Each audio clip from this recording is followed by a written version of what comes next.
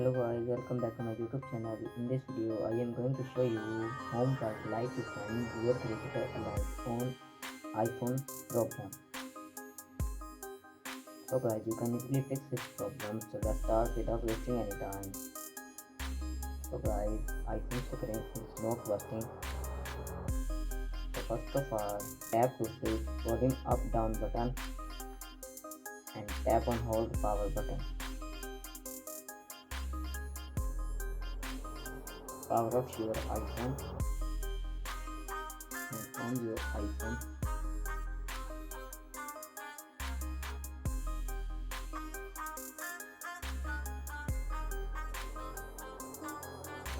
And enter your password.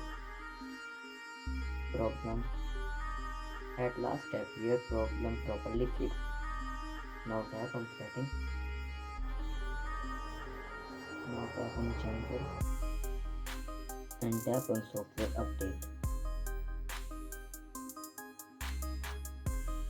And update your iPhone to latest iOS version.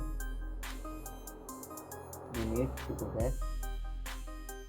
And after doing all steps, your problem will be fixed. Hope you like this video. If you like this video, please do subscribe, comment and share. Thank you.